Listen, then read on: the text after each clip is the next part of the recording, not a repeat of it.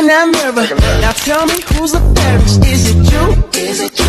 Is it me? Is it me? Say it's us, and I'll agree, baby. Jump in the Cadillac, girl, is this somebody?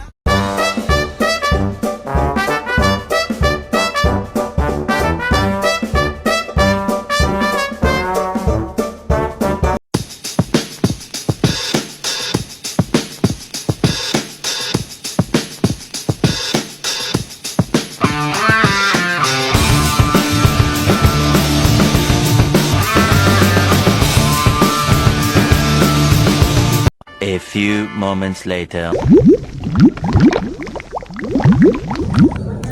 Assalamualaikum warahmatullahi wabarakatuh. Shalom, Om Swastiastu, Namo Buddhaya, Salam Kebajikan. Kami dari kelompok 3 mata kuliah Hukum Islam akan membuat video edukasi tentang perlindungan hukum pada perempuan dalam pembagian harta bersama pasca perceraian dalam hukum Islam. Dengan saya Susi Krisdayanti Marbun dengan NIM 3233111038 dan rekan saya Dinda Amalia dengan NIM 3231111018. Dengan saya Tessa Detir Putri Manurung dengan NIM 3232411009 dan rekan saya.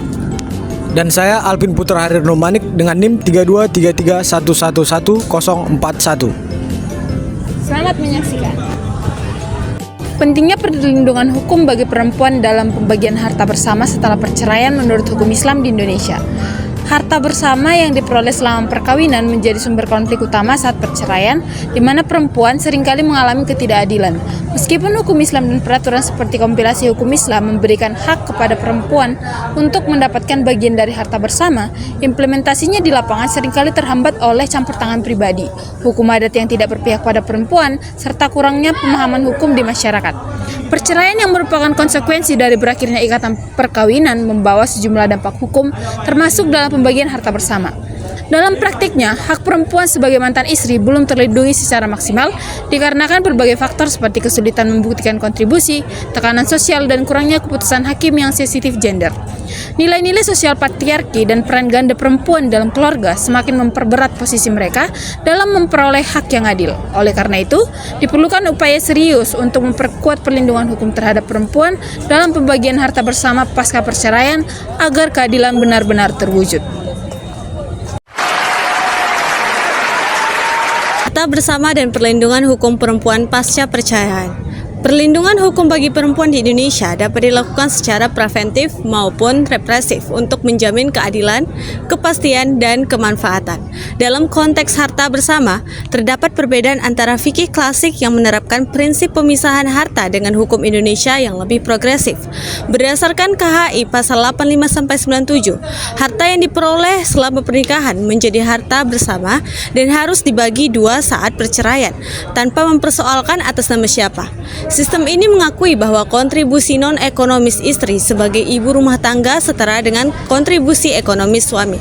Selain hak atas setengah harta bersama, perempuan juga berhak mendapatkan mut'ah atau pemberian penghibur, nafkah masa iddah, dan nafkah anak jika memegang hak asuh. Namun dalam praktiknya masih banyak tantangan seperti kesulitan pembuktian harta yang disembunyikan suami, rendahnya kesadaran hukum perempuan tentang haknya, proses pengadilan yang lama dan mahal, serta budaya patriarki yang masih kuat. Untuk mengatasi hal tersebut, diperlukan beberapa upaya seperti penguatan regulasi dengan pedoman lebih detail, peningkatan kapasitas hakim tentang keadilan gender, edukasi hukum bagi masyarakat khususnya perempuan, serta penyederhanaan prosedur dengan pengurangan biaya pengadilan agar perempuan dari berbagai lapisan ekonomi dapat mengakses keadilan. Upaya-upaya yang dapat dilakukan untuk memperkuat perlindungan hukum perempuan dalam pembagian harta pasca perceraian. Nah, upaya untuk memperkuat perlindungan hukum perempuan dalam pembagian harta pasca perceraian pertama-tama harus dilakukan melalui reformasi regulasi. Undang-Undang Perkawinan Nomor 1 Tahun 1974 dan Kompilasi Hukum Islam atau KHI memang telah mengatur tentang harta bersama. Namun, dalam praktiknya masih terdapat ambiguitas terutama mengenai pengakuan kontribusi non-material istri dalam rumah tangga. Oleh karena itu, pembaruan regulasi diperlukan agar pembagian harta tidak semena-mena menilai kontribusi ekonomi, tetapi juga peran domestik yang sama pentingnya. Penegasan norma hukum ini dapat mencegah terjadinya diskriminasi terhadap perempuan yang secara finansial tidak dominan dalam keluarga. Nah, upaya yang bisa ditempuh adalah melalui perjanjian pranikah atau kesepakatan tertulis mengenai pengaturan harta dalam perkawinan. Instrumen ini penting untuk mencegah sengketa di kemudian hari karena secara hukum sudah disepakati bersama sejak awal. Sayangnya, kesadaran masyarakat akan pentingnya perjanjian pranikah masih rendah, bahkan sering dipandang negatif. Padahal perjanjian ini justru memberikan perlindungan hukum yang lebih kuat bagi kedua belah pihak, khususnya perempuan. Nah, akhirnya sinergi antara negara, lembaga peradilan, dan organisasi masyarakat sipil sangat dibutuhkan. Lembaga non-pemerintah, organisasi perempuan, hingga advokat publik dapat berperan dalam mengawasi implementasi putusan, mendampingi perempuan dalam proses hukum, serta mendorong pemerintah untuk memperbaiki regulasi. Dengan kolaborasi ini, perlindungan hukum terhadap perempuan dalam pembagian harta pasca perceraian tidak hanya bersifat normatif, tetapi benar-benar terwujud dalam praktik yang menjamin rasa keadilan. Kesimpulan dari video kami adalah perlindungan hukum terhadap perempuan dalam pembagian harta pasca perceraian merupakan bagian penting dari upaya mewujudkan keadilan gender dalam sistem hukum Indonesia. Meskipun aturan hukum seperti KHI telah memberikan dasar yang progresif dengan mengakui kesetaraan kontribusi antara suami dan istri, implementasinya masih menghadapi berbagai hambatan struktural dan kultural.